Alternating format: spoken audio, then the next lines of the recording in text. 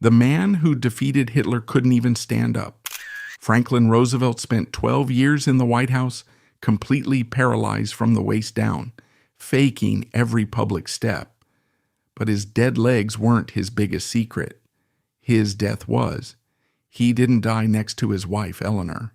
He collapsed in the arms of his secret mistress of 30 years, the woman he swore on a Bible never to see again. Long before the steel braces, there was only relentless motion. Born into the insulated, aristocratic wealth of the Hyde Park estate, Franklin Roosevelt was a creature of immense physical privilege. He was a champion sailor, a relentless swimmer, a man who possessed a staggering arrogance born of a life entirely free from physical friction. He was appointed Assistant Secretary of the Navy, moving on a frictionless track toward ultimate power. He married his distant cousin Eleanor, a union that functioned less as a passionate romance and more as a dynastic merger. The Roosevelt name was a powerful political corporation, and Franklin was its most vibrant, marketable asset. He was tall, striking, and absolutely convinced of his own invulnerability. And that exact, untested arrogance would soon become the very trap that forced him to live a double life. The capacity for cold compartmentalization did not begin with his physical paralysis. It began with his moral compromises. By 1918, while recovering from pneumonia after a trip to Europe, the first great crack in his golden image appeared. Eleanor unpacked his suitcase and discovered a bundle of love letters. They were from Lucy Mercer, Eleanor's own trusted social secretary. The betrayal shattered their foundation. Eleanor offered him a divorce, a move that would have incinerated his political future. It was here that the raw mechanics of Roosevelt's survival instinct took over. His mother, Sarah, threatened to completely disinherit him if he scandalized the family name. His political advisors warned him that a divorced man could never reach the White House. Faced with the loss of his fortune and his ambition, Franklin made a ruthless calculation. He swore a solemn oath, promising to sever all ties with Lucy Mercer permanently. The marriage survived, but it was hollowed out, transformed instantly into a cold, pragmatic political alliance. The affection died, replaced by a devastatingly effective public partnership. He proved early on that he could look the public in the eye, play the role of the devoted family man, and bury his true desires deep underground. He learned to split his reality in two. Up to the late summer of 1921, everything was still functioning according to the grand design. He had survived the affair, weathered a losing vice presidential campaign, and was positioning himself for the governorship of New York. He traveled to his family's summer retreat at Campobello Island, an isolated, rugged estate off the coast of Maine. It was August. He spent a grueling day sailing, fighting a forest fire, and plunging into the freezing waters of the Bay of Fundy. He returned to his cottage feeling a strange chill. He went to bed complaining of a dull ache in his lower back and legs. He assumed it was simply exhaustion, the temporary fatigue of a hyperactive man. He did not know that the golden boy was about to be obliterated, and the actor was about to take the stage. The isolation of Campobello Island in August 1921 was absolute. It offered no manicured lawns, only a rugged, unforgiving outcrop of rock and cold pine off the coast of New Brunswick, accessible only by boat. This geographic isolation perfectly mirrored the sudden, terrifying physical entrapment that was about to consume Franklin Roosevelt. On the afternoon of August 10th, he was a physical dynamo.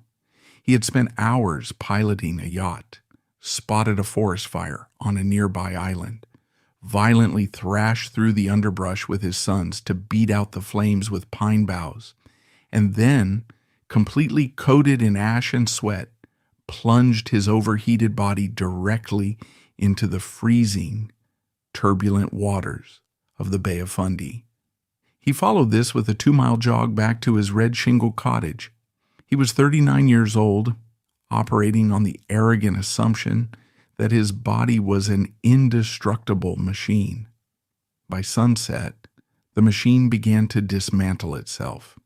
He sat on the porch in his wet bathing suit reading mail when a profound, unnatural chill gripped him. It was not the crisp evening air. It was an internal systemic freezing. He told his wife Eleanor he felt a sudden ache in his lower back and went to bed early. He would never walk unaided again. His descent from peak physical dominance to total paralysis was a sudden, violent cliff edge. When he woke the next morning, his right leg dragged out of bed like a dead piece of timber. By the afternoon, the left leg began to falter. By the third day, the paralysis had crept up his torso. His lower body was entirely gone, unresponsive to his command. Yet perversely, it was alive with agonizing, radiating pain. Even the slight breeze from an open window across his skin, or the weight of a simple linen bedsheet, caused him to cry out in agony. His bowels stopped functioning. His bladder seized, requiring excruciating catheterization by untrained hands in the dimly lit cottage. The man who had effortlessly navigated the high-stakes corridors of Washington was now terrified that the paralysis would creep up to his chest and suffocate him in his sleep. The medical response to this crisis was a masterclass in elite incompetence. The Roosevelt name commanded the best medical attention money could buy, which ironically resulted in near-fatal medical malpractice. The local island doctor was utterly baffled, prescribing common cold remedies. Panicked, the family summoned Dr. William Williams Keene, an 84-year-old surgical legend who had secretly operated on President Grover Cleveland decades prior. Keene arrived at the remote island, took one look at the paralyzed, screaming politician, and confidently diagnosed a blood clot in the lower spinal cord. His prescribed treatment was disastrous. Deep, forceful, agonizing massages of the paralyzed leg muscles. For days, FDR was subjected to sheer torture as hands violently kneaded his inflamed, dying nerve endings based on the arrogant misdiagnosis of a revered expert. It was an early, brutal lesson for Roosevelt. The authorities, the experts, the men projecting absolute certainty were often completely wrong. He realized he could only rely on his own iron will. It took weeks for another specialist, Dr. Robert Lovett from Boston, to finally arrive and pronounce the word that would define the rest of Roosevelt's life: poliomyelitis, infantile paralysis. It was a disease of the slums, of dirty water, of children. For a wealthy adult aristocrat to contract, it was a statistical anomaly that carried a heavy, unspoken stigma of contamination. The world accepted this diagnosis. The history books cemented it.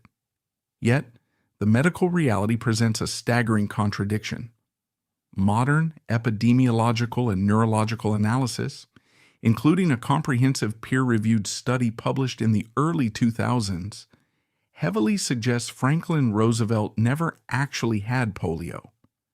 The symptoms he suffered, the symmetrical nature of the paralysis, starting from the feet and ascending upward, the late age of onset, and crucially, the severe hypersensitive nerve pain that accompanied the paralysis, are textbook indicators of Guillain-Barré syndrome, a rare autoimmune disorder where the body's immune system violently attacks its own peripheral nerves. The issue is not merely academic. If he had Guillain-Barré, the defining narrative of his life, the brave conqueror of the polio virus, the founder of the March of Dimes, was built on a foundational medical error. He spent the next 2 decades obsessively chasing a cure for a virus he likely never contracted, bathing in warm springs and funding polio research, fighting a ghost. But in the late summer of 1921, the exact name of the pathogen was irrelevant to the political crisis at hand. The immediate reality was that the golden boy of the Democratic Party was essentially a severed torso, trapped in an upstairs bedroom on a remote Canadian island, desperately trying to keep the press from realizing the magnitude of his catastrophe. The political mechanics of deception began immediately. Louis Howe, FDR's gnomish, brilliant, and ruthlessly devoted political strategist, took control of the narrative. Howe recognized that in the ruthless arena of 1920s, American politics, weakness was an unforgivable sin. A crippled man was an object of charity, not a candidate for executive power. Howe enforced a strict perimeter around the Campobello cottage. He issued vague, misleading press releases stating that Roosevelt was merely suffering from a severe cold and fatigue. When it came time to transport FDR back to New York for hospitalization, Howe orchestrated a covert, military-style extraction. They waited for a month until the pain subsided just enough to move him. They purchased the entire lower deck of a train to ensure no civilian eyes would see him. They hired a private boat to ferry him across the bay, carrying him on a makeshift stretcher down the steep, rocky cliffs, out of view of the local reporters Howe had deliberately misdirected to another dock. The Man of Steel was being smuggled like contraband, but the most brutal war was not fought against the press or the medical establishment. It was fought inside his own family. As FDR lay in his hospital bed in New York, fully realizing that the feeling in his legs was not returning, his mother, Sarah Delano Roosevelt, launched her campaign. Sarah was an imperious, incredibly wealthy matriarch who controlled the family purse strings and viewed politics as a dirty, exhausting business beneath the dignity of a Hyde Park gentleman. She saw her son's catastrophic illness not as a tragedy to be overcome, but as a divine intervention. She demanded that Franklin retire. Her vision for his future was immediate surrender. He would return to the Springwood estate, be pushed through the rose gardens in a wicker wheelchair, read his stamp collection, and live out his days as a pampered invalid country squire. She offered him total financial security in exchange for his complete submission. This is the psychological crucible where the true nature of Franklin Roosevelt was forged. His fatal flaw, his hamartia, was an immense, almost delusional, narcissistic pride. He could not tolerate pity. He could not accept being diminished. The idea of becoming a decorative, helpless object in his mother's house was a fate worse than the physical death he had feared weeks earlier. To submit to Sarah was to admit that the disease had won, that the magnificent trajectory of his life was permanently broken. In this desperate domestic standoff, the fractured marriage forged its new pragmatic identity. Eleanor Roosevelt, who had every reason to walk away from the man who had betrayed her with Lucy Mercer just 3 years prior, recognized the danger of Sarah's plan. Eleanor knew that if Franklin surrendered to his mother's velvet prison, his spirit would rot. He would become bitter, hollow, and cruel. Despite the dead romance between them, Eleanor forged a powerful tactical alliance with Lewis Howe to fight Sarah. Eleanor became Franklin's surrogate in the outside world, joining political committees, giving speeches, and keeping the Roosevelt name active in the press, while he underwent agonizing physical therapy. Franklin Roosevelt made the conscious decision to reject reality. He refused to accept the finality of his dead legs. He began to project an aura of aggressive, relentless cheerfulness that unsettled those around him. He refused to talk about his pain. He banned the word invalid from his presence. He developed a boisterous, theatrical optimism, convincing his friends, his political allies, and perhaps most tragically himself, that his recovery was just around the corner. If he just exercised enough, if he just found the right doctor, if he just willed it to happen, the nerves would magically reconnect. This was the genesis of his psychological compartmentalization. He locked the terror, the depression, and the undeniable truth of his permanent disability in a dark vault in his mind and threw away the key. He was constructing a fictional character, a man merely experiencing a temporary setback. But to make the world believe this fiction, the mind was not enough. The theater of the mind required physical props.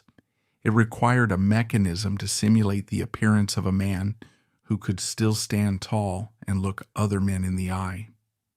The era of the aristocrat had ended on the shores of Campobello. The era of the engineered cyborg was about to begin, requiring a physical agony that would make his initial illness look like a mere preamble to the true torment. The human body is an unforgiving ledger. It keeps a permanent record of every trauma, every failure, and every deficit. By 1928, Franklin Roosevelt's ledger recorded a total loss below the waist. The nerves in his legs were dead. The muscles had completely atrophied, reducing his once athletic limbs to nothing more than skin draped over bone. Willpower, he violently learned, could not regenerate human tissue. The cheerful optimism he projected to his mother, his wife, and his political allies was entirely useless against the hard reality of gravity. If he wanted to reclaim his political destiny, he could no longer rely on medical miracles. He had to rely on heavy engineering. He had to physically strap himself into an armor of deception. The transition from a recovering patient to a performing cyborg required the invention of a new, excruciating daily reality. The primary instruments of his illusion were his leg braces. These were not the lightweight, carbon fiber orthotics of modern medicine. They were crude, punishing machines forged from thick steel and heavy leather. They weighed 10 pounds. Imagine the sheer burden of strapping 10 pounds of rigid metal to limbs that cannot carry their own weight, let alone the weight of iron. The braces ran from his hips all the way down to his shoes, securely fastened with a series of tight leather straps that bit deeply into his wasted flesh. Putting them on was a daily humiliating ordeal. He could not do it alone. Every morning, behind the closed doors of his bedroom, his valet or his sons had to physically lift his dead legs, maneuver them into the metal cages, and pull the straps tight enough to cut off circulation, ensuring the metal would not slip. The most critical component of these braces was the locking mechanism at the knee. Once FDR was hauled up into a standing position, a violent heaving motion relying entirely on his massive upper body strength, he would reach down and snap the steel hinges into place. The sound was distinct, a sharp, heavy metallic clack. That sound was the trigger.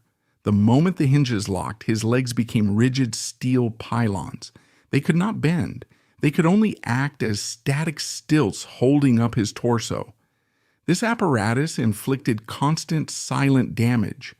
The rigid metal and tight leather severely chafed his paralyzed legs, causing blisters and bleeding that he could not feel during the day.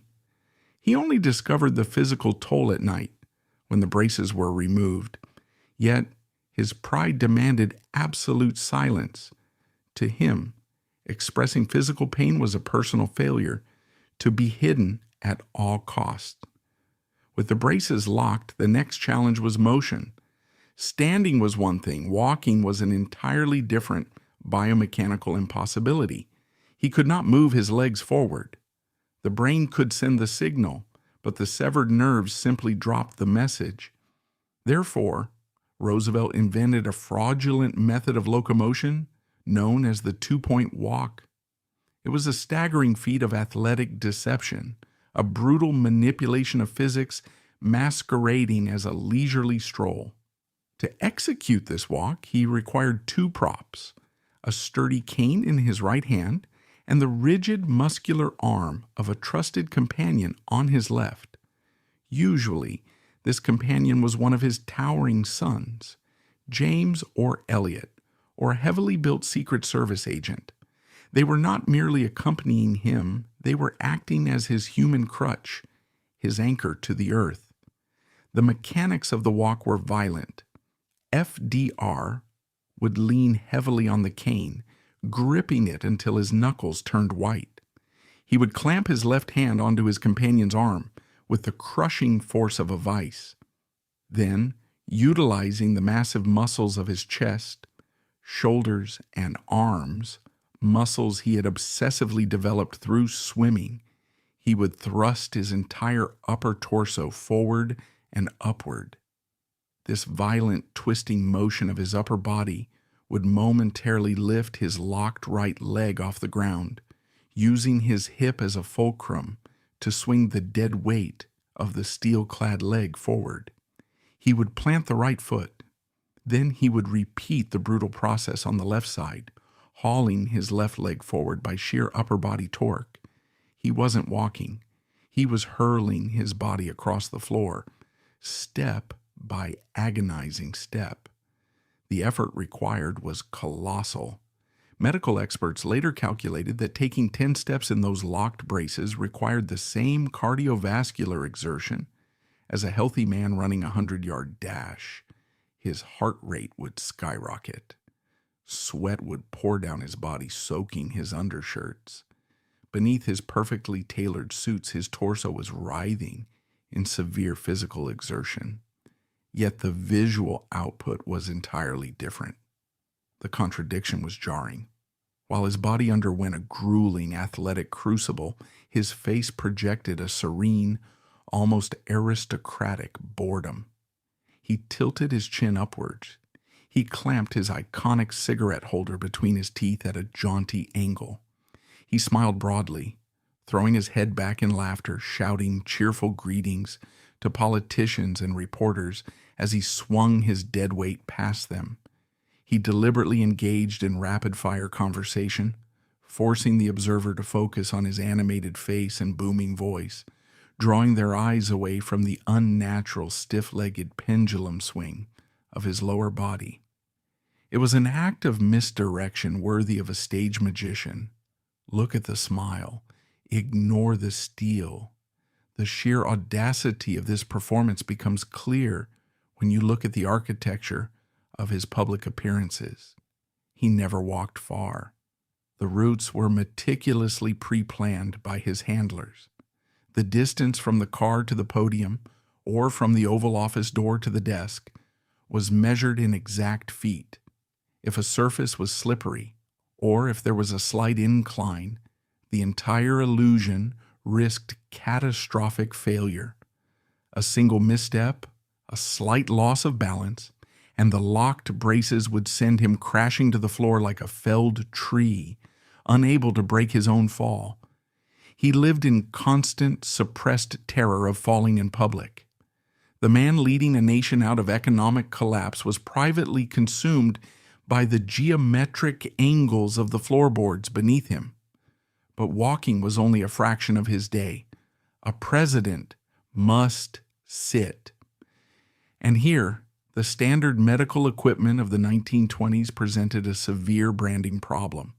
Standard wheelchairs were bulky, constructed of heavy wood and wicker, with massive rear wheels that screamed invalid. To be seen in one was to admit defeat. It contradicted the carefully crafted narrative of a man who had conquered his affliction.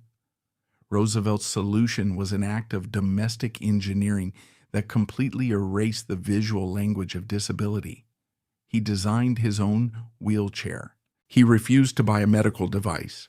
Instead, he took a simple, armless wooden dining chair He ordered the legs to be sawed off halfway down. He attached small, unobtrusive metal wheels to the shortened legs. This custom chair was a masterpiece of political stagecraft. Because it had no large side wheels, he could slide it effortlessly under a standard desk or a dining table. Once seated behind a desk, the wheels disappeared entirely from view. To anyone entering the room, he simply looked like a man sitting in a normal chair. He sat low to the ground, forcing visitors to look slightly down at him, a physical disadvantage he aggressively countered with his booming voice and commanding posture. He used his massive arms to quickly pivot and spin the chair, creating a localized illusion of constant restless energy. He zipped around the Oval Office, projecting the image of a man too busy to stand, rather than a man incapable of doing so. He transformed his weakness into a bizarre form of dominance. By never drawing attention to his legs, he forced everyone around him into a silent pact of denial. Cabinet members, foreign dignitaries, and political rivals would enter his office, clearly seeing a paralyzed man in a modified kitchen chair. Yet they were compelled to act as if they were dealing with an able-bodied titan. The sheer force of his personality demanded their complicity. Maintaining this illusion exacted a severe psychological toll. For 12 years, every movement required meticulous planning and massive exertion. He could never casually retrieve a book or look out a window. This constant physical suppression forced an equally ruthless emotional isolation. He walled himself off behind a barrier of forced joviality, becoming a man without true confidants, trapped by his own refusal to appear weak. And that very habit of extreme suppression, that absolute mastery of hiding the truth from everyone around him, would come back to ruin him later. The physical body was successfully bent to his will, encased in steel and rolled on hidden wheels. But this relentless practice of living a double life created a profound psychological chasm. He learned that he could deceive the world simply by smiling and withholding the truth. He applied this exact same mechanical deception to his personal morality, setting the stage for a betrayal that would rot the core of his family long before his body finally surrendered. The physical armor of the steel braces was merely the outward manifestation of an emotional fortress he had already built years earlier. Long before Franklin Roosevelt lost the use of his legs, he had deliberately severed the deepest emotional nerves of his life. In 1918, exactly 3 years before the medical diagnosis, the first great betrayal fractured his private world. The setting was a quiet, devastatingly private scene over an unpacked steamer trunk. It is here that the great champion of the American family exposed a fatal weakness for duplicity, transforming his marriage from a romantic union into a ruthlessly managed political corporation. In September 1918, Franklin Roosevelt returned to the United States from an inspection tour of naval facilities in Europe. He was serving as the Assistant Secretary of the Navy, a handsome, rapidly rising star in Washington. However, he arrived home gravely ill, stricken with double pneumonia and the Spanish flu. He was carried off the ship on a stretcher, hovering near death, and brought to his home in Washington. Eleanor, acting as the dutiful, terrified wife, took on the task of unpacking his luggage. Deep inside his suitcase, beneath his neatly folded shirts, she found a bound packet of letters. These were no political memos. They were intimate, passionate, and unmistakably romantic. Eleanor recognized the handwriting immediately. It belonged to Lucy Mercer.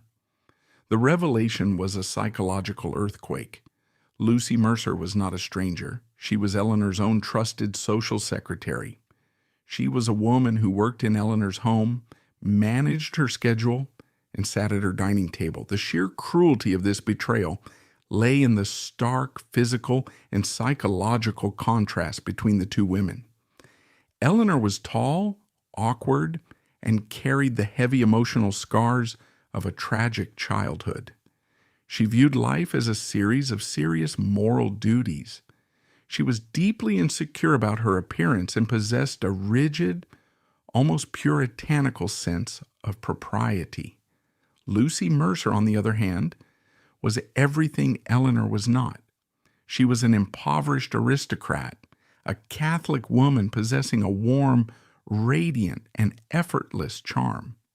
She had a musical voice, an infectious laugh, and a legendary ability to make the person she was speaking to feel like the center of the universe. For a narcissist like Franklin, who craved uncritical adoration and lighthearted banter, Lucy was an intoxicating narcotic. Eleanor read the letters. The illusion of her marriage instantly dissolved. She had been publicly humiliated in the small, viciously gossipy circle of Washington society. People had seen Franklin and Lucy driving together in his car while Eleanor was out of town escaping the summer heat. The betrayal hit Eleanor with the force of physical violence. She did not throw a hysterical tantrum. Instead, possessing a terrifying cold dignity born of a lifetime of suppressing her own trauma, she confronted her bedridden husband. She handed him the letters, and then she offered him an ultimatum that threatened to incinerate his entire existence. She demanded a divorce. At this exact moment, the private romantic failure collided violently with the machinery of ambition. Franklin Roosevelt, the arrogant golden boy, was suddenly staring into the abyss. He was terrified. He wanted Lucy, but he wanted the White House more. And in 1918, the rules of American politics were unforgiving. A divorced man, especially one divorced under the scandalous cloud of infidelity with an employee, could never become president. His political strategist, Louis Howe, immediately recognized the existential threat. Howe explicitly warned Franklin that a divorce would permanently end his career, effectively rendering him a political corpse. But the most devastating pressure came from his mother, Sarah Delano Roosevelt. Sarah controlled the vast family fortune. When she learned of the impending divorce, she did not offer maternal comfort. She issued a ruthless transactional threat.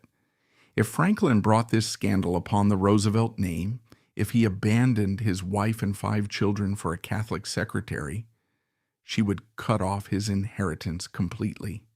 She would strip him of his wealth, his estate at Hyde Park, and his social standing. He would be left a poor, disgraced outcast. Cornered by the threat of total financial and political annihilation, Franklin Roosevelt made the defining moral compromise of his life. He chose power. He agreed to a set of terms that effectively ended his life as a free, honest man. It was a treaty negotiated with the cold precision of a ceasefire. The terms were absolute. Eleanor would agree to stay in the marriage, preserving the facade of the happy family for the voters. In exchange, Franklin had to swear a solemn oath, promising on a Bible never to see, write, or speak to Lucy Mercer again.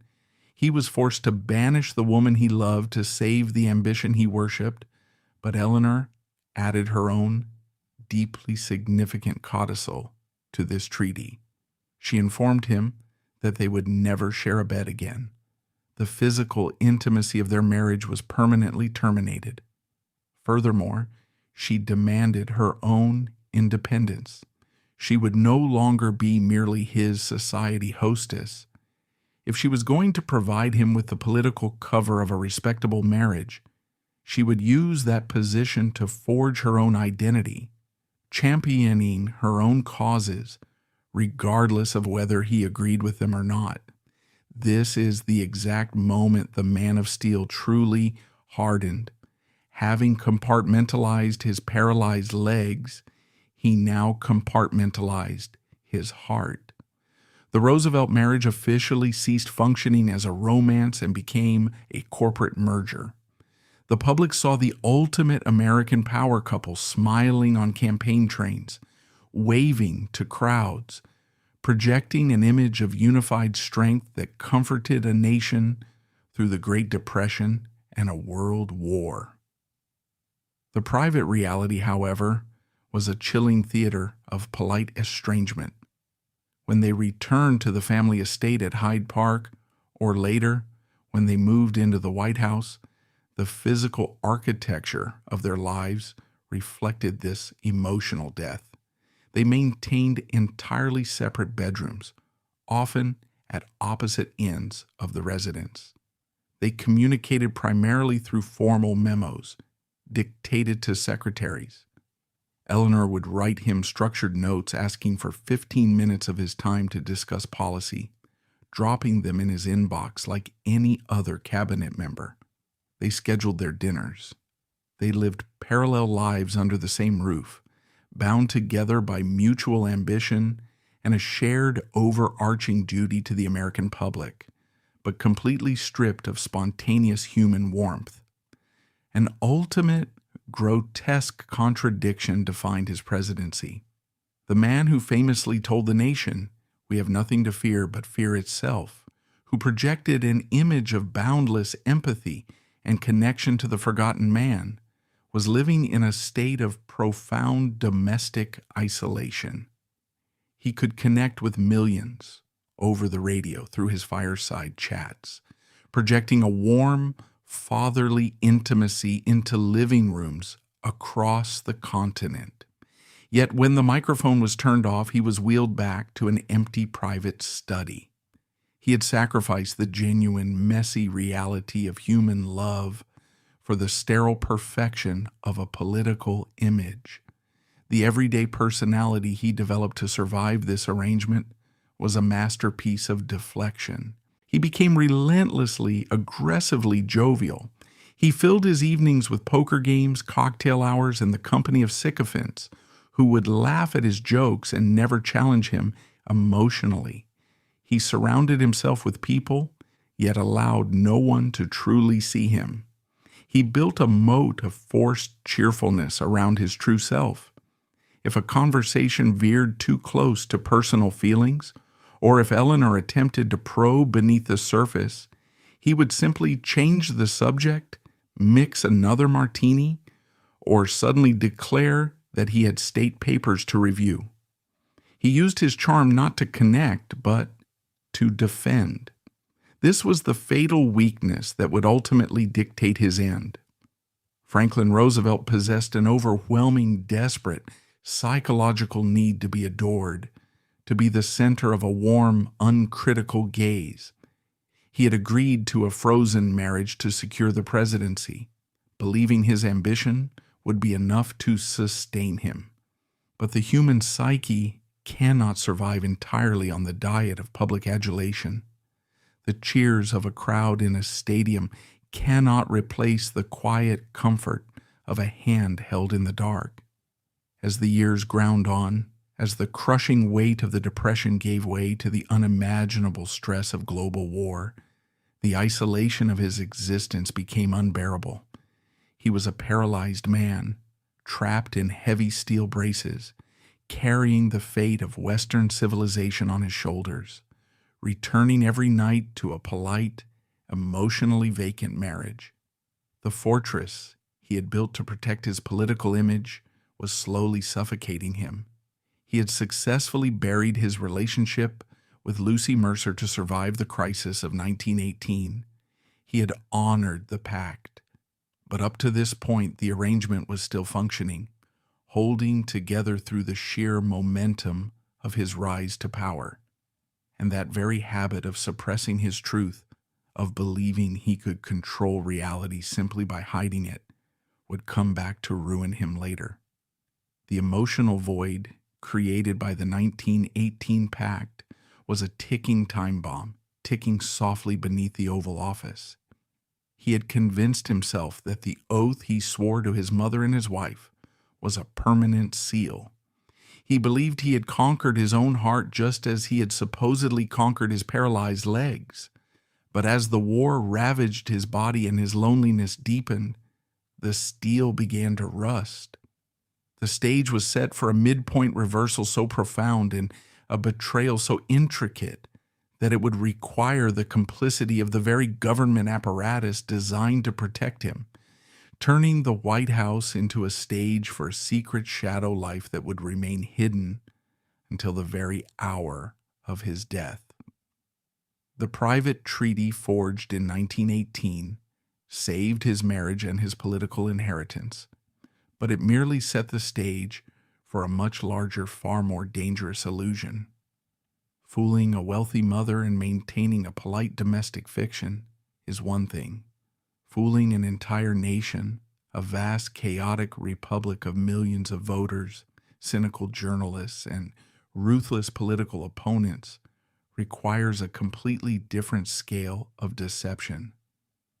As Franklin Roosevelt stepped out of the political wilderness in 1928 to run for governor of New York, and subsequently for President of the United States in 1932, the lie had to be industrialized. The intimate domestic cover-up evolved into a massive state-sponsored psychological operation. He was no longer just a man hiding a pair of dead legs. He became the architect of a national sensory deprivation campaign. His power was exercised not just through legislation, but through the brutal physical control of reality. The accepted narrative is that the press corps of the 1930s simply respected his privacy out of a quaint bygone sense of gentlemanly decorum. That is a comforting myth. The truth is far more aggressive. The illusion of the physically robust president was not maintained by polite requests. It was enforced by a soft, highly effective authoritarianism. Roosevelt weaponized the United States Secret Service, transforming his protective detail into an elite squad of theatrical bouncers and image enforcers. While trained to spot assassins, these agents spent far more time neutralizing a different threat, a reporter with a camera. The primary engine of his political campaigns was the train. In the era before mass air travel, the campaign train was the supreme theater of American politics. Candidates were expected to stand on the rear platform of a Pullman car, projecting vigor and strength to the crowds gathered at rural depots and city stations. For a man who could not walk, this expectation was an absolute logistical nightmare. The rear platform of a train is high, exposed, and unsteady. To execute this performance, Roosevelt and his team developed a grueling, meticulously choreographed routine. Long before the train pulled into a station, the physical preparation began in the private car. The 10 pounds of steel braces were strapped to his withered legs. The heavy leather straps were pulled violently tight. He would be hoisted out of his modified, armless wheelchair by his towering son, James, or a heavily muscled Secret Service agent. He would reach down and lock the steel hinges at his knees with that definitive heavy clack. The transformation from a seated invalid to a standing monolith was complete. Then came the agonizing journey to the platform. He would grip his cane in one hand, crushing the arm of his escort with the other, and execute the violent, heaving two-point walk, throwing his upper torso forward to drag the locked steel pylons down the narrow corridor of the train. The physical exertion was immense. His heart pounded. Sweat formed under his collar. But the moment the heavy rear door of the train car swung open and the roar of the crowd hit him, a terrifying psychological switch was flipped. He stepped out onto the platform into the blinding flashbulbs. His massive shoulders went back. The famous jutting jaw tilted upward toward the sun. He clamped the cigarette holder in his teeth and flashed a smile so radiant, so completely devoid of physical strain, that it hypnotized the audience. He He would stand there, gripping the heavy brass railing of the train with white-knuckled intensity, acting as his own structural support beam.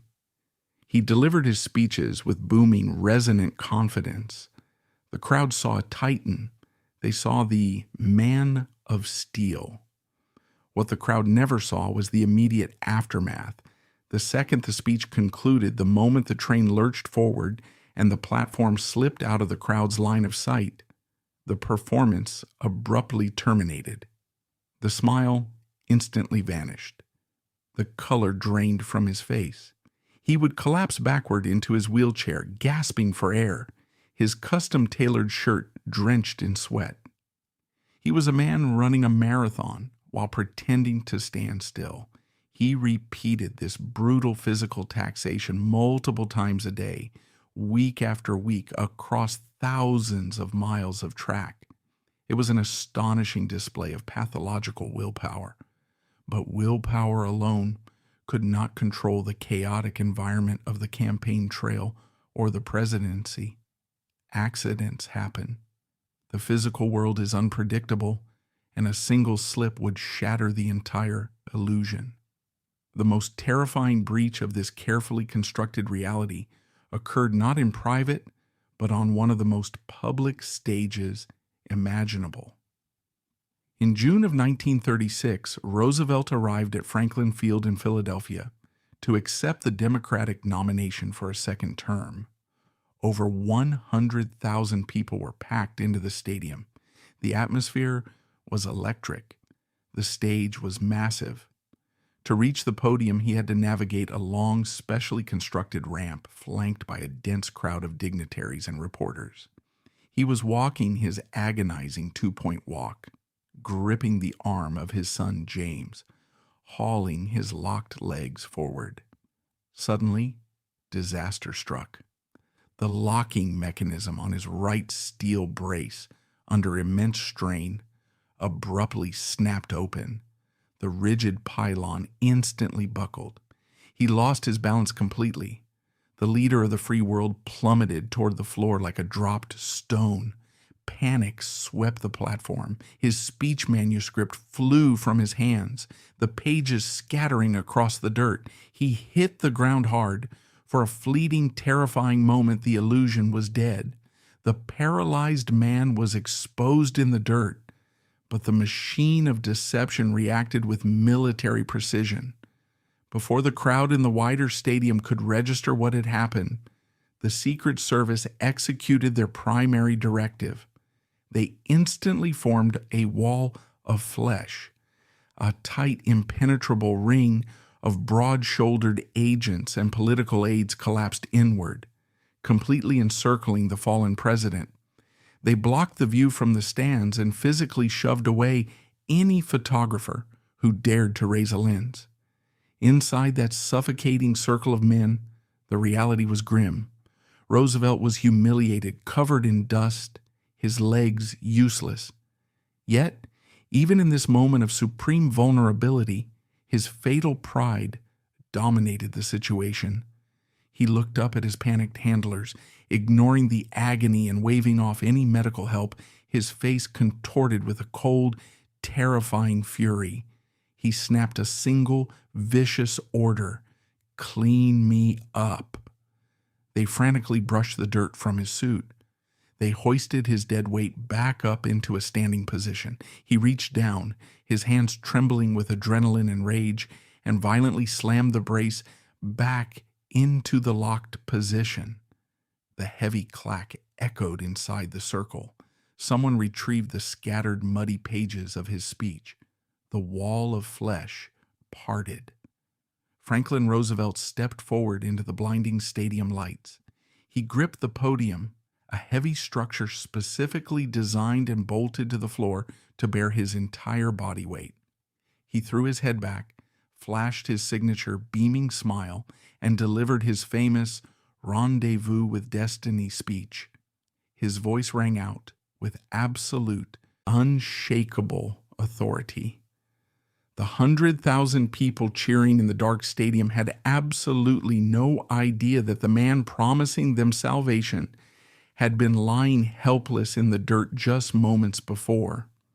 It was a terrifying testament to his psychological compartmentalization. He could separate physical trauma from public projection in a matter of seconds. This absolute control over the visual field became the defining characteristic of his administration.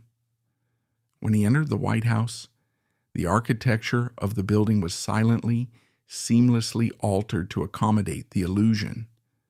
Ramps were discreetly poured over steps.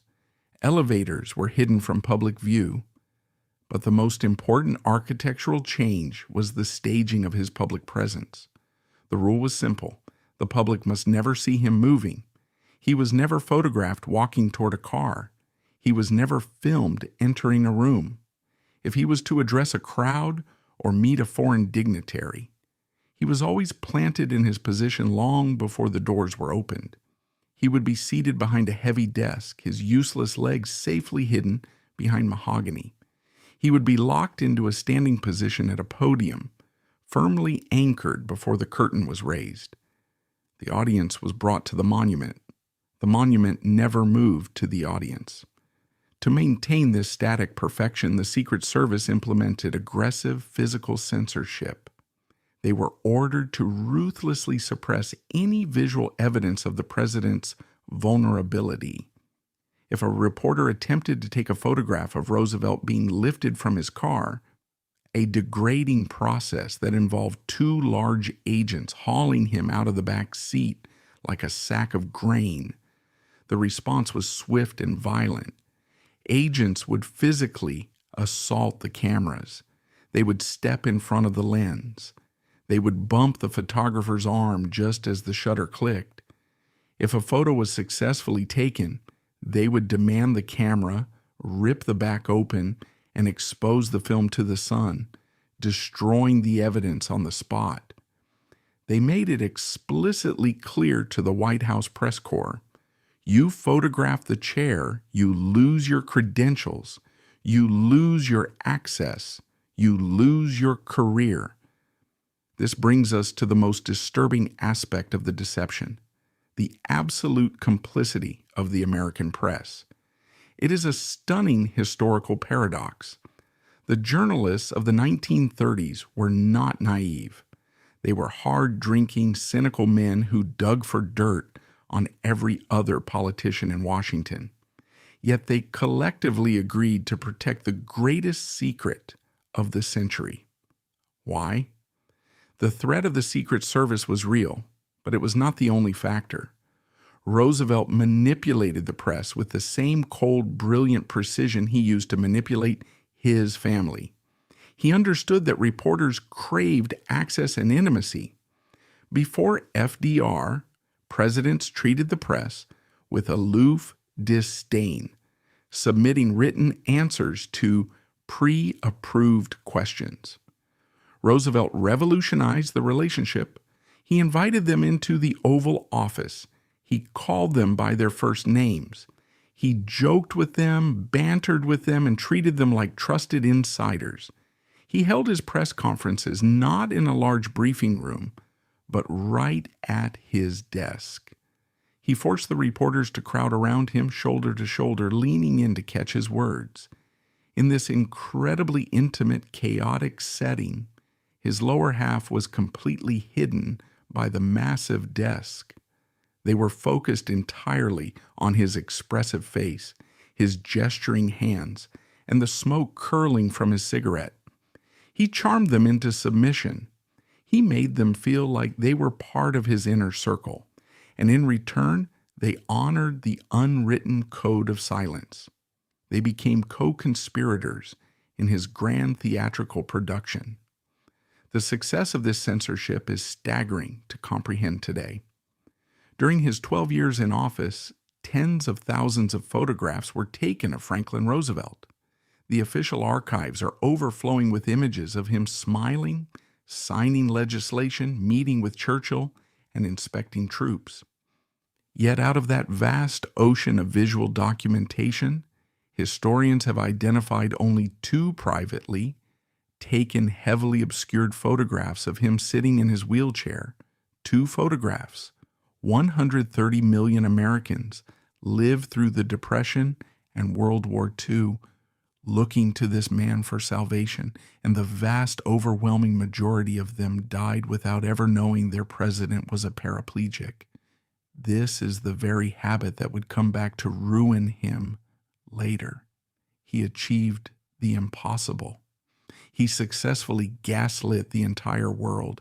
He proved to himself that he could construct a fabricated reality, impose it upon the nation, and bend the press and the government apparatus to violently protect it.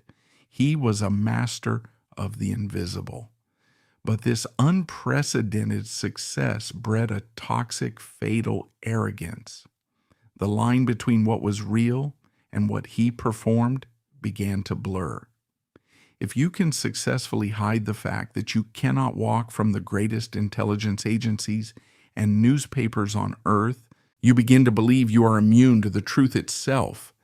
You begin to believe you can control any narrative, hide any sin, and defy any natural limitation. The mechanism of deception, initially built to survive a political crisis, became his permanent mode of existence. He had walled off his disabled legs behind a phalanx of Secret Service agents. He had walled off his heart behind a cold, transactional marriage. He was a man entirely isolated by his own flawless performance, living deep inside a fortress of lies. And as the immense stress of a global war began to tear his physical body apart, this supreme confidence in his ability to hide his reality would lead him to make the most devastating decisions of his life. The curtain was beginning to fray, but the actor absolutely refused to leave the stage, setting up a catastrophic final act where his need to project strength would finally crash against the undeniable limits of human mortality. The year 1943 marked the zenith of Franklin Roosevelt's global power, yet it simultaneously exposed the absolute, terrifying emptiness of his private existence. The United States was fully plunged into the Second World War. The White House had been transformed from a civilian residence into a heavily fortified military command center. Anti-aircraft guns bristled on the roof. The elegant, soaring windows of the executive mansion were smothered behind thick, black, light-blocking curtains to prevent the glow of the president's lamps from serving as a beacon for enemy bombers. Inside this sealed, suffocating bunker, the air was thick with stale cigarette smoke, the constant clatter of teletype machines, and the crushing daily weight of global casualty lists. Roosevelt was the supreme commander of the greatest military apparatus in human history. With a single signature, he could order armadas across oceans and send tens of thousands of young men to die on foreign beaches. He was the undisputed master of the free world. But when the military aides left the room and the heavy wooden doors clicked shut, the most powerful man on earth was left entirely alone in his wheelchair, paralyzed, exhausted, and profoundly isolated. The Treaty of 1918 had finally reached its breaking point. Eleanor Roosevelt was no longer merely a political surrogate. She had become an unstoppable, independent force of nature. While Franklin was tethered to his desk by his heavy steel braces, Eleanor became his physical proxy, traveling millions of miles to inspect troops, visit bombed-out cities in England, and advocate fiercely for civil rights at home. She was magnificent, but she was also relentless. When she returned to the White House, she did not offer her husband a soft place to rest. She arrived armed with stacks of policy memos, pushing him to integrate the armed forces, to do more for the poor, and to constantly elevate his moral compass. For a man whose physical body was rapidly failing, whose blood pressure was skyrocketing, and who spent his days making agonizing geopolitical calculations. Eleanor's relentless moral badgering became intolerable. He did not want a political partner at the end of the day. He did not want to be challenged. The fatal weakness of his psychology, his desperate, unyielding need for uncritical adoration, began to consume him. He craved the warm, soothing, uncomplicated reflection of his own greatness.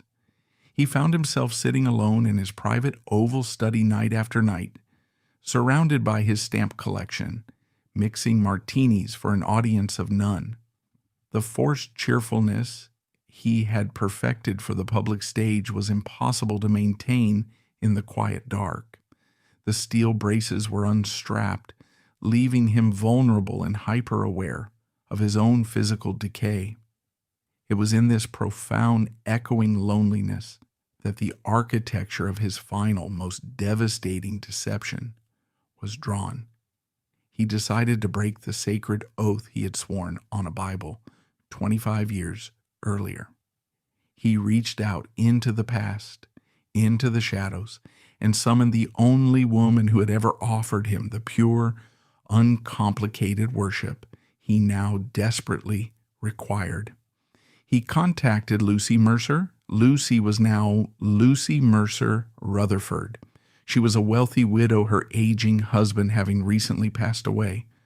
For over 2 decades, she had kept her distance, honoring the boundary that had saved Roosevelt's political life. But she had never stopped loving him, and he had never stopped yearning for the frictionless comfort of her presence. Their reconnection was not a sudden, explosive affair of youth. It was a quiet, desperate clinging of 2 aging people seeking refuge from the brutality of the world. Roosevelt began writing to her under assumed names.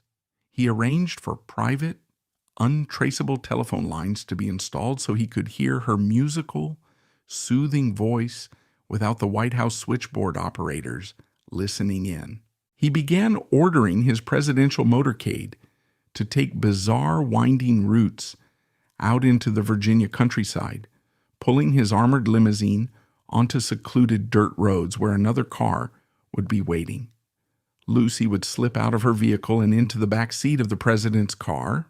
There, hidden behind drawn shades and a ring of heavily armed Secret Service agents, the leader of the free world would spend a stolen hour holding the hand of his banished mistress.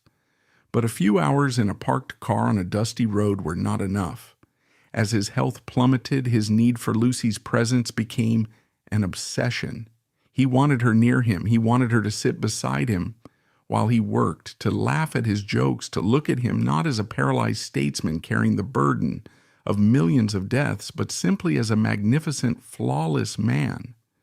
To achieve this, he had to engineer a way to bring his mistress directly into the White House. It was an act of staggering, almost psychotic audacity. He was attempting to smuggle the living embodiment of his greatest marital betrayal into the most heavily guarded, highly scrutinized, and gossip-ridden building on the face of the earth, right under the nose of his brilliantly perceptive wife. He could not do this alone. The mechanics of this betrayal required an accomplice on the inside. He needed someone who controlled the domestic flow of the White House, someone who could monitor Eleanor's schedule, and someone whose loyalty to him superseded their loyalty to the First Lady. In a twist of profound psychological cruelty, the person he chose to execute this deception was his own daughter, Anna Roosevelt Halstead. Anna's role in this dark chapter is the absolute emotional midpoint of the Roosevelt tragedy. Her involvement elevated the situation from a mere marital infidelity into a systemic corruption of the family unit. To understand why a daughter would actively facilitate her father's affair and ruthlessly betray her own mother, one must look at the deeply dysfunctional dynamics of the Roosevelt children. Anna had grown up in the crossfire of the 1918 treaty. She had felt neglected by Eleanor, who was often cold, distant, and consumed by her public duties.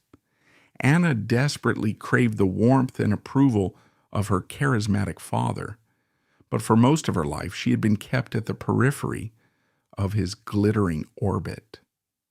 In late 1943, with her husband deployed overseas, Anna moved into the White House to serve as her father's official hostess and confidant.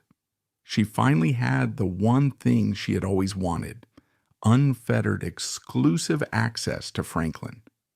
She saw immediately how rapidly he was aging, how his hands shook when he lit his cigarettes, and how a profound gray exhaustion had settled over his features. When Franklin explicitly asked Anna to help him arrange secret meetings with Lucy, Anna did not recoil in moral horror. She saw an opportunity. By granting her dying father this ultimate forbidden comfort, she cemented her position as the most important person in his life.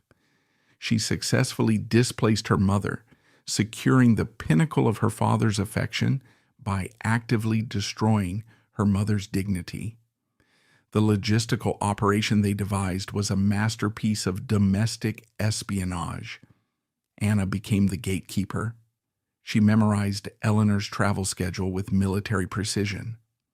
The moment the First Lady's train pulled out of Union Station heading to New York or the West Coast, the Shadow White House activated. Anna would place a coded phone call to Lucy, the Secret Service, the exact same men who had spent a decade forming a wall of flesh to hide the president's paralyzed legs, were now ordered to form a wall of silence to hide his mistress. Agents would be dispatched in unmarked cars to pick up Lucy at the train station. They would drive her to the South Portico, bypassing the official visitor logs and the press corps stationed in the West Wing. Lucy would be smuggled up the private elevator to the second-floor family quarters. There, in the very rooms where Eleanor slept, the ultimate betrayal unfolded. Anna would arrange intimate, candlelit dinners. The president would sit at the head of the table, his heavy steel braces hidden beneath the mahogany, his face flushed with the cocktail hour, basking in the radiant, uncritical adoration of Lucy Mercer. Anna would sit with them, acting as the grotesque chaperone to her father's adultery, smiling and laughing as they recounted old stories. The White House ushers knew, the kitchen staff knew, the Secret Service detail knew. Dozens of people within the executive mansion were actively complicit in a conspiracy to humiliate the First Lady of the United States. The sheer cruelty of this arrangement is breathtaking when viewed objectively. Eleanor Roosevelt was crisscrossing the globe, risking her life in war zones to act as the eyes and ears of the administration, fiercely defending her husband's legacy and political survival. Meanwhile, back in Washington, her husband and her oldest daughter were treating her home like a covert motel, utilizing the apparatus of the federal government to run a clandestine operation of betrayal. It was a staggering abuse of power, born not of political necessity, but of deep, pathological selfishness. This domestic deception is the vital clue to understanding the catastrophic geopolitical failures that were about to occur. Franklin Roosevelt had lived inside a fabricated reality for so long that he had lost the ability to distinguish between his own illusions and the hard truth. He had successfully convinced the world he could walk. He had successfully convinced his wife he was honoring their treaty. He had successfully corrupted his own daughter to maintain his comfort. He was a man utterly convinced of his own invulnerability, believing that he could charm, manipulate, and hide his way out of any consequence. He believed that his personal charm was a substitute for actual structural integrity. But the physical body does not care about charm, and it cannot be manipulated by the Secret Service. By 1944, the 10 pounds of steel clamped to his legs were no longer his primary medical problem. His cardiovascular system was in a state of rapid, catastrophic collapse. The blood rushing through his veins was thick.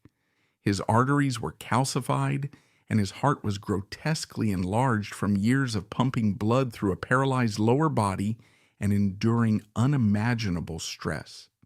The shadow life he had constructed with Lucy and Anna provided a temporary emotional narcotic, but it could not stop the biological clock that was deafeningly ticking away his final months.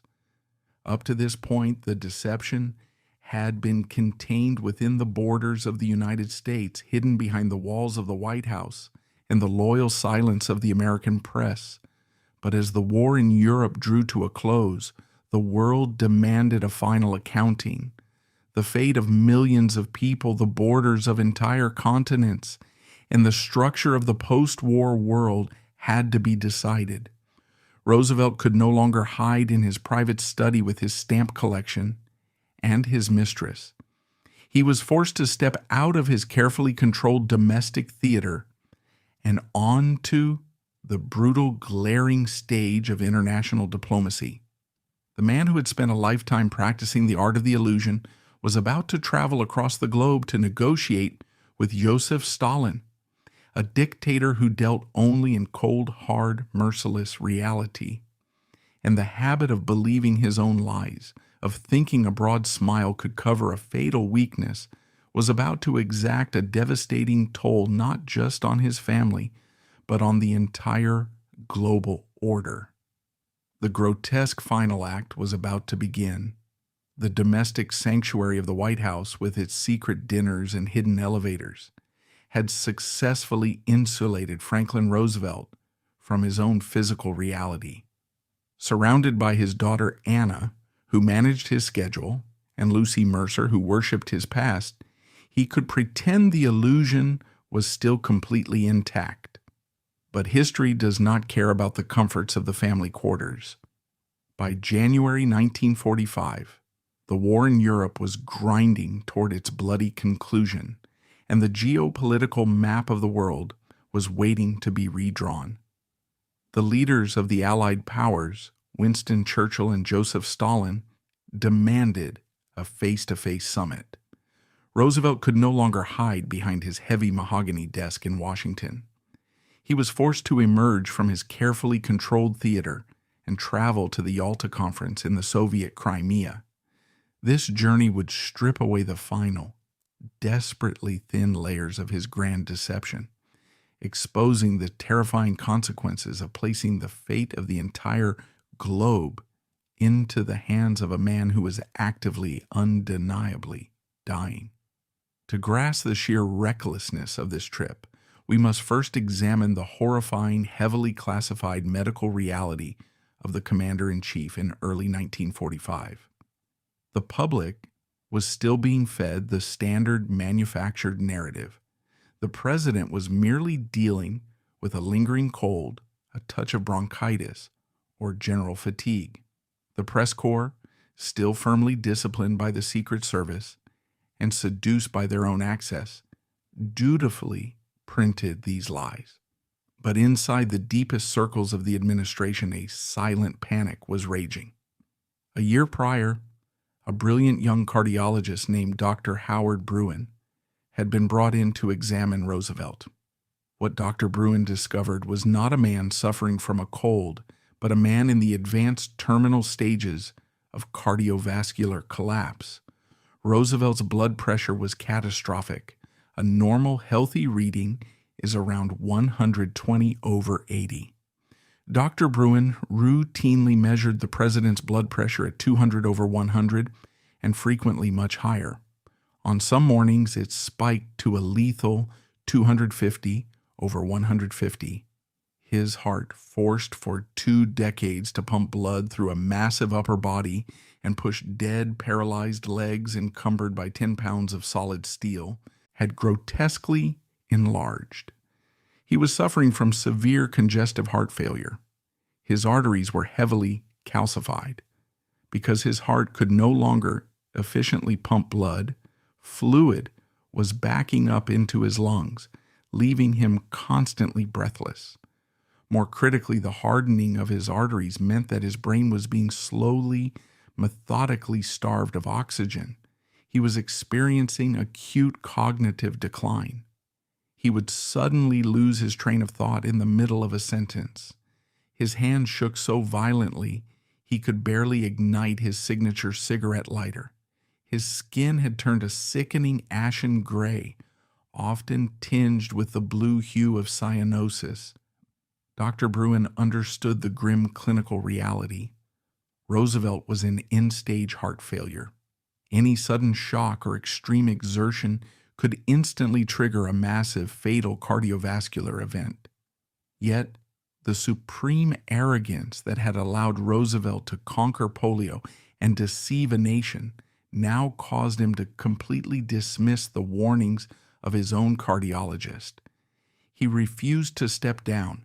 He refused to hand the presidency over to his newly elected vice president, Harry Truman, a man he actively ignored and excluded from all major geopolitical briefings. The fatal weakness of his pride convinced him that only he could manage Stalin. He believed that the same theatrical charm he had used to manipulate his mother, to seduce reporters, and to run a shadow life in the White House would work on the most ruthless dictator of the 20th century. He chose to gamble the structure of the post-war world on his own rapidly decaying charm. The journey to Yalta was an act of physical masochism. It was a grueling 7,000-mile expedition that would have exhausted a healthy athlete. The president, suffering from terminal heart failure, was loaded onto the heavy cruiser USS Quincy for a long, dangerous voyage across the U-boat-infested Atlantic. From Malta, he was transferred to a violently vibrating transport plane for a turbulent flight to the Saki airfield in the Crimea. Upon landing, the nightmare truly began. The route to the Levadia Palace, the site of the conference, required a freezing, agonizing 6-hour drive over 80 miles of roads that had been completely chewed up and devastated by years of Nazi and Soviet tank warfare. The president was strapped into the back of a car, his paralyzed body absorbing every brutal shock and crater, his oxygen-starved brain rattling with every violent bump. When he finally arrived at the Levadia Palace, a damp, drafty former summer residence of the Russian czars that the Soviets had hastily fumigated for bedbugs, he was not a world leader. He was a medical emergency. The visual evidence from Yalta is shocking. When the official photographs were taken in the courtyard, showing the big three seated side by side, the contrast was terrifying. Churchill looked ruddy and combative. Stalin, wearing his immaculate military tunic, looked like a patient, calculating predator. Sitting between them was Franklin Roosevelt, profoundly diminished inside a heavy Navy cape. The commanding, jutting jaw was gone, his face was slack, and his eyes, once famous for their beaming energy, were now dull and deeply sunken. The physical machinery of his deception had completely broken down. He no longer had the upper body strength to perform the brutal two-point walk. He was wheeled everywhere, or carried like a helpless infant by his Secret Service detail. Lord Moran, Winston Churchill's personal physician, took one look at the American president across the negotiating table and quietly wrote in his diary that Roosevelt had all the physical symptoms of a man who had only months to live. Joseph Stalin did not need a medical degree to see the exact same thing. Stalin was a master of exploiting weakness. He arrived at the negotiating table fully briefed, deeply rested, and surrounded by ruthless negotiators who knew exactly what the Soviet Union demanded. He knew that the Red Army already occupied most of Eastern Europe, and he was simply waiting to see if the Americans had the stamina to push him back.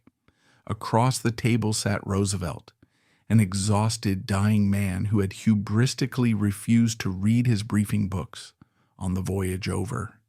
He had brought no rigid plans. He believed he could wing it. He fundamentally believed that if he just called Stalin Uncle Joe, if he flattered him and treated him like a ward boss in a New York political machine, he could secure world peace through personal affection. But charm requires energy, and Roosevelt had none left. The negotiations at Yalta were not a clash of titans.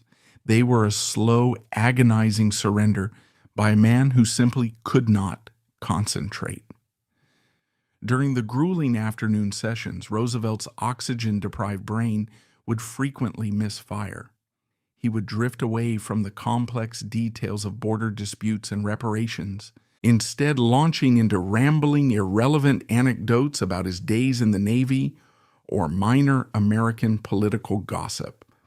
His aides would watch in silent horror as the President of the United States lost his grip on the conversation, effectively leaving the intellectual battlefield entirely to the Soviets. The geopolitical consequences of this physical collapse were staggering and tragic. The most famous casualty of Yalta was Poland. Britain had originally gone to war to defend Polish sovereignty, yet at Yalta, Roosevelt was too weak to fight for it. Stalin demanded that the Soviet-backed communist puppet government remain in power in Warsaw.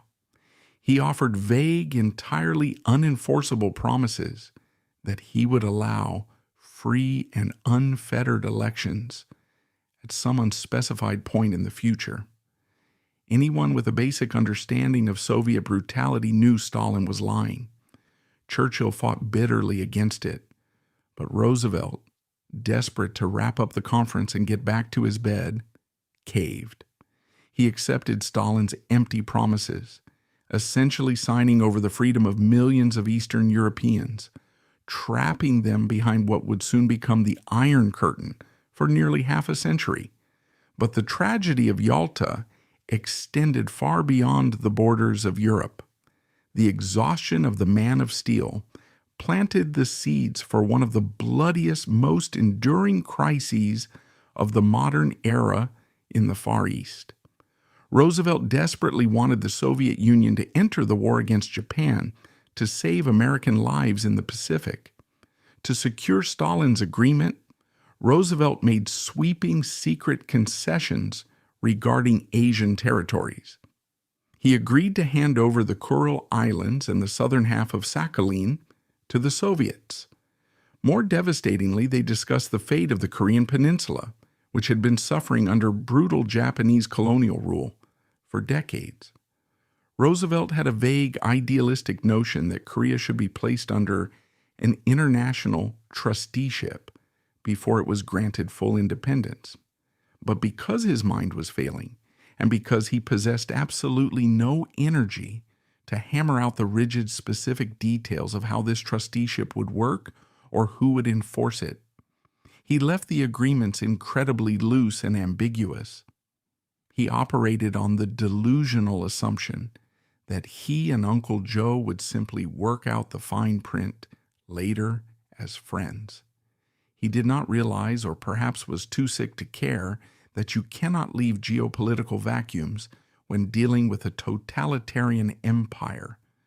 Today, numerous historians and the broader public in South Korea look back at the Yalta Conference not as a triumph of Allied unity, but as a bitter foundational betrayal. They view the vague, sloppy agreements made by a dying American president as the direct catalyst for their national tragedy. Because Roosevelt failed to establish firm, undeniable protections for Korean sovereignty, he essentially invited the Red Army to sweep into the northern half of the peninsula the moment they declared war on Japan. When the American military hastily drew a line across a map at the 38th parallel a few months later to stop the Soviet advance, they were merely trying to clean up the catastrophic mess left behind by Roosevelt's exhaustion at Yalta.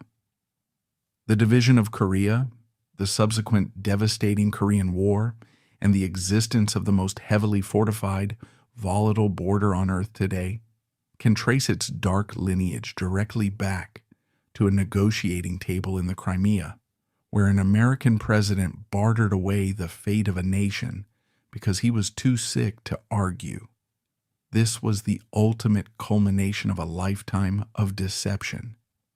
The greatest geopolitical decisions of the 20th century were made by a man medically unfit to operate a motor vehicle, let alone design a new world order. He allowed his monumental ego and his refusal to admit his own mortality to supersede the safety and freedom of millions. He had spent his entire political career utilizing the United States Secret Service, a compliant press corps, and even his own daughter to hide the reality of his failing body. He had successfully tricked the world into believing he was a man of steel. But at Yalta, the steel finally shattered. He could no longer hide the truth from Joseph Stalin, who looked across the table, saw a dying man desperately clinging to a theatrical facade, and quietly took half the world. Franklin Roosevelt left the Crimea completely broken. The grand illusion had finally cannibalized him. He was a man who had sacrificed his physical comfort, his marriage, and his moral compass to obtain absolute power, only to find that when he finally reached the summit of history, his body lacked the oxygen to speak. He returned to the United States a ghost, hiding in the cabin of his cruiser, rarely appearing in public. He knew he was dying. He knew the massive, sprawling theater production of his life was entering its final act. And true to his nature, he did not seek the comfort of his wife or the counsel of his cabinet as the darkness approached. He sought the only thing he had ever truly relied upon, the soothing, uncomplicated illusion of his shadow life. He packed his bags for a final retreat to the warm, healing waters of Georgia. He was going to Warm Springs, and he was making sure that Lucy Mercer would be waiting for him when the curtain finally came down. The return from the Yalta Conference in February 1945 marked the final agonizing collapse of the grand illusion. Franklin Roosevelt had crossed the globe to carve up the post-war world, but he returned to Washington a physically obliterated man. The 10 pounds of steel that had held him upright for over 2 decades had finally become too heavy to bear. On March 1st, 1945, the president traveled to the Capitol to brief a joint session of Congress on the Yalta Agreements. It was here, in the chamber of the House of Representatives, that the man of steel publicly cracked. For the first time in his 12-year presidency, he did not lock his braces. He did not perform the brutal heaving 2-point walk to the podium. Instead, he allowed himself to be wheeled into the well of the House, and he delivered his address while seated in his wheelchair. It was a shocking visual concession. He looked out at the assembled lawmakers, his face gray and hollowed, and offered an unprecedented, deeply uncharacteristic apology. He told the nation that he was sitting down because it was simply too difficult to carry the weight of the steel around his legs. To the public, it sounded like a charming moment of candid vulnerability from a tired grandfather. But to his inner circle, and to the Secret Service agents standing in the shadows, it was a terrifying admission of defeat. The actor was breaking character. He was publicly acknowledging the props. He was admitting that the physical toll of his deception had finally surpassed his psychological endurance. He knew the end was imminent, and he was desperately trying to shed the armor before he died. To escape the crushing pressure of Washington, the relentless demands of his generals, and the piercing, expectant gaze of his wife, Roosevelt ordered a final retreat. He directed his staff to prepare his cottage in Warm Springs, Georgia. Known as the Little White House, this was the precise geographic location where the splendid deception had been birthed in the 1920s. It was an isolated, heavily wooded sanctuary where he had first learned to camouflage his paralyzed legs, surrounded by fellow polio patients who understood the unspoken rules of his theater. It was his ultimate safe room. He told Eleanor he needed to go alone, accompanied only by his medical staff, his trusted cousins, and his Secret Service detail. Eleanor, consumed by her own schedule and accustomed to their parallel lives, agreed to remain in Washington. But the president was not going to Warm Springs to be alone. He was returning to the genesis of his lie to orchestrate its final, most tragic performance. The moment Eleanor was safely out of sight, the Shadow White House was packed into train cars and moved south. His daughter Anna was not present for this final trip, but the clandestine network she had helped establish was fully operational. Through a series of discreetly arranged communications, Lucy Mercer Rutherford was summoned to Georgia. She brought with her a close friend, the wealthy Russian-born artist Elizabeth Shumatov, who had been commissioned to paint a watercolor portrait of the president. The stage was set for a grotesque contradiction. Here was a man whose cardiovascular system was actively failing, whose arteries were choked, and whose brain was starving for oxygen, utilizing the waning hours of his life not to prepare his vice president for the detonation of the atomic bomb, not to secure the fragile peace he had negotiated, but to sit for a flattering portrait under the adoring gaze of his secret mistress. He wanted to be immortalized on canvas exactly as he had forced the world to see him, serene, distinguished, and entirely unbothered by physical decay. He was retreating into the narcotic warmth of Lucy's unconditional worship, deliberately turning his back on the brutal reality of his own mortality. The first 2 weeks of April at Warm Springs were deceptively idyllic. The Georgia pines were fragrant, the weather was mild, and the president seemed to experience a brief phantom surge of energy.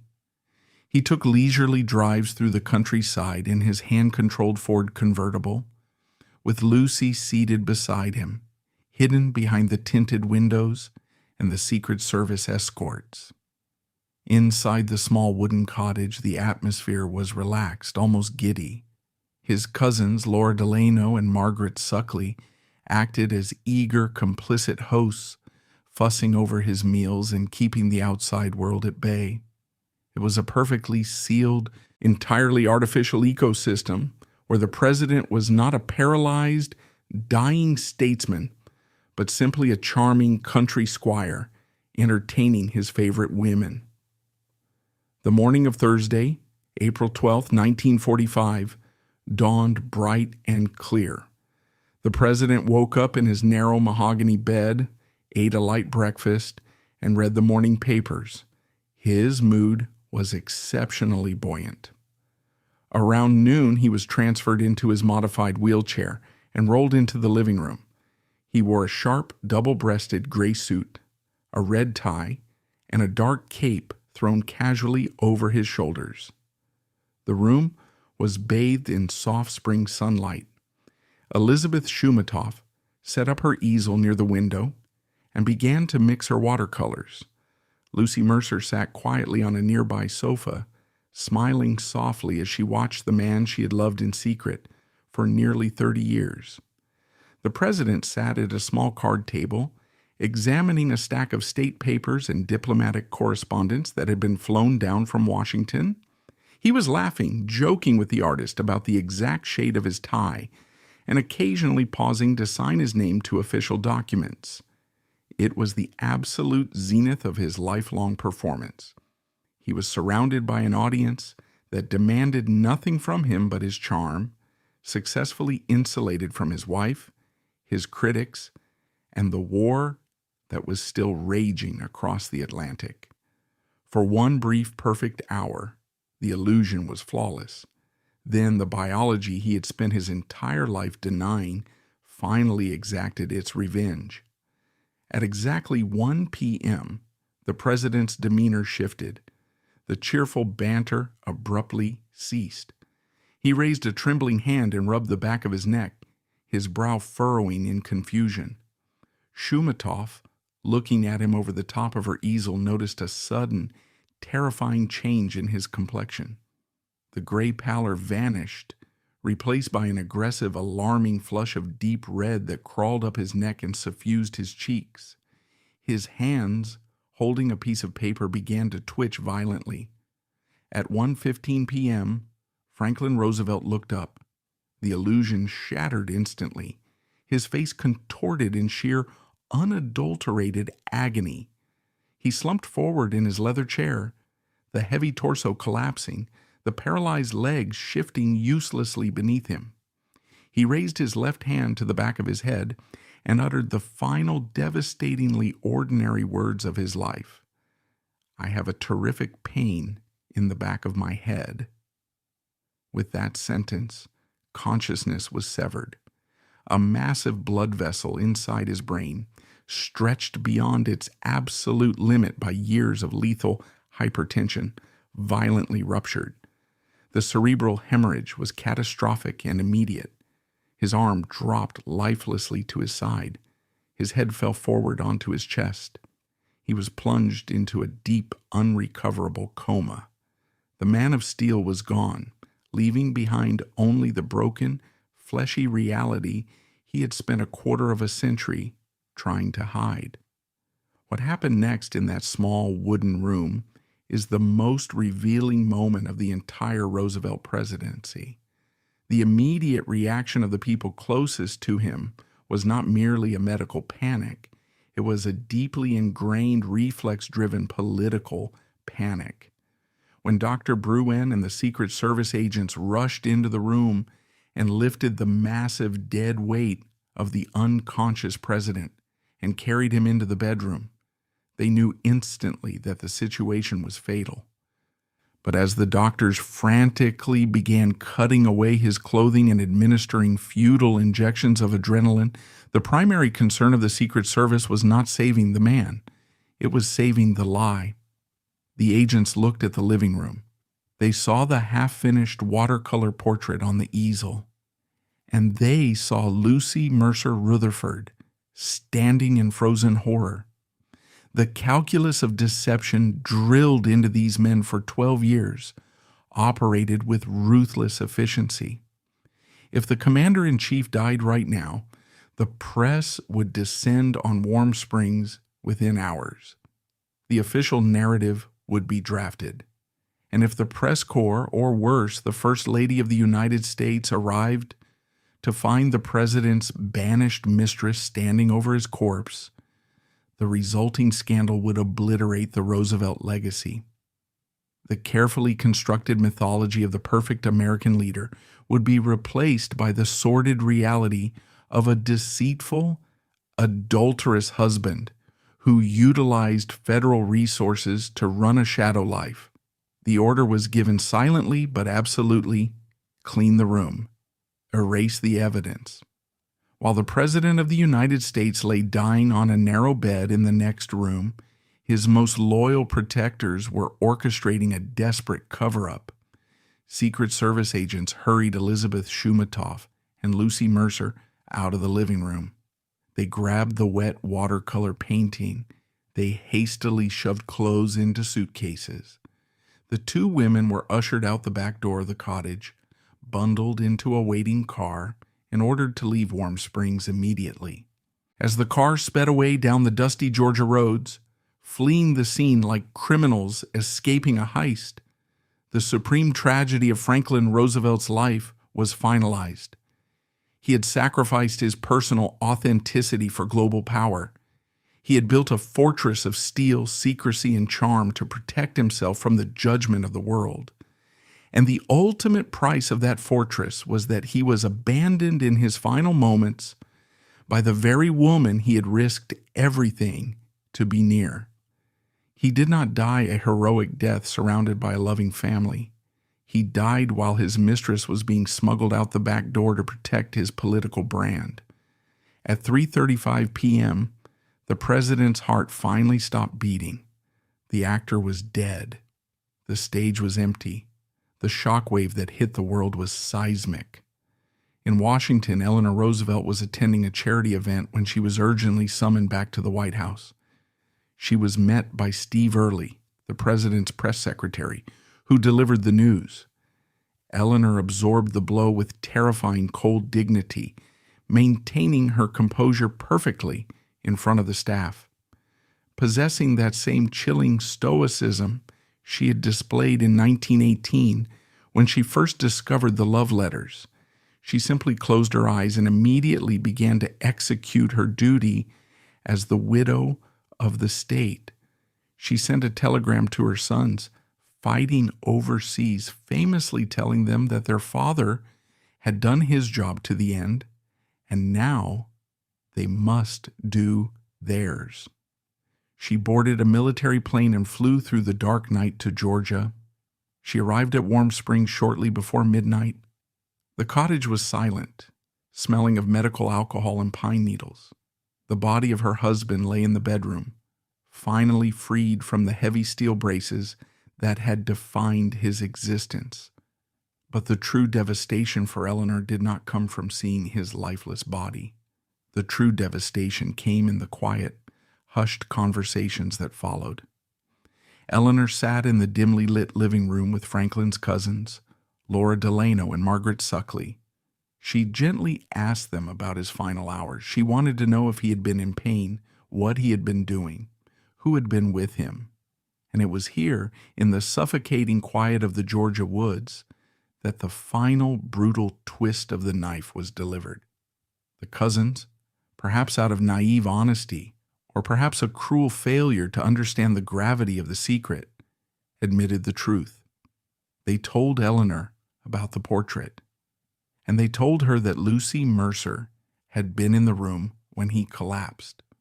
The psychological annihilation of that moment is difficult to comprehend. Eleanor realized instantly that the Treaty of 1918 had been a lie. She realized that her husband had not just suffered a sudden medical emergency. He had been actively, elaborately betraying her at the exact moment of his death. But the horror deepened as she interrogated the cousins further. How had Lucy gotten there? How long had this been going on? The answers stripped away the entire foundation of her family. She discovered the secret dinners in the White House. She discovered the complicity of the Secret Service. And most devastatingly, she discovered the central role of her own daughter, Anna.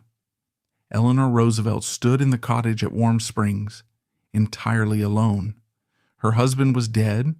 Her marriage was revealed as a grotesque pantomime, and her daughter had actively conspired to humiliate her. The man who had united the free world had completely destroyed his own family to maintain his personal comfort.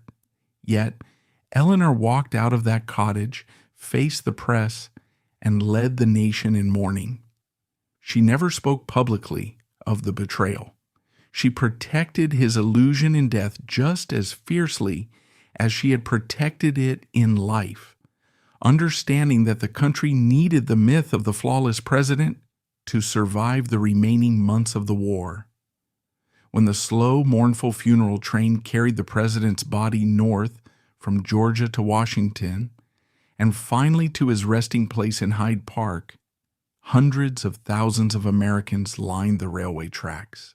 They stood in the dirt, weeping openly, holding their hats to their chests as the train rolled past. They were crying for a man who had saved their farms, put them back to work, and defeated fascism. But they were mourning an absolute phantom. They were crying for a man who never actually existed. They did not know about the 10 pounds of steel, the 2-point walk, the locked doors, or the mistress fleeing down a dirt road. They loved the shadow on the wall, completely ignorant of the crippled, deeply flawed man casting it. The legacy of this fractured giant refuses simple categorization. It is tempting to condemn him as a manipulative sociopath, a man who lied to everyone he ever met and bartered away the freedom of nations because he was too arrogant to step aside. But that is the verdict of a moralizing lecturer, not an objective observer of history. Good history does not end by calling a man a devil. Good history recognizes that he is the inevitable product of the machinery that built him. Franklin Roosevelt was the product of a ruthless, unforgiving era that criminalized physical weakness. He was forged in a society that looked at a paralyzed man and saw only a useless, pathetic object to be hidden away in a wicker chair. To survive that society, to achieve the power necessary to pull America out of the Great Depression and defeat Adolf Hitler, he had to become a monster of deception. He had to violently subjugate his own body, encasing it in iron. He had to subjugate his family, weaponizing his marriage and corrupting his daughter. He had to subjugate the press, turning the truth into a commodity that he strictly controlled. His legacy is a staggering moral debt. We must accept the terrifying contradiction that the very psychological flaw that made him a terrible husband and a deceitful father, his absolute delusional belief that he could bend reality to his will, is the exact same trait that allowed him to look at a starving, broken nation in 1933 and convince them they could survive. If it weren't for the brutal, agonizing discipline required to walk in those 10 pounds of steel, he might never have developed the empathy necessary to design the New Deal. If he had simply accepted his mother's money and retired to Hyde Park as an honest, paralyzed aristocrat, the world might very well have fallen to fascism. He was the greatest actor of the 20th century, and his stage was the entire globe.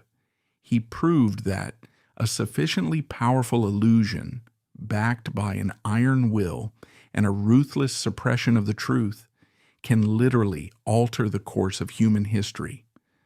The cost of that illusion was his soul. He gave the world the strength it desperately needed, but he kept the truth locked away in the dark, dying in the suffocating silence of his own magnificent, terrible lie.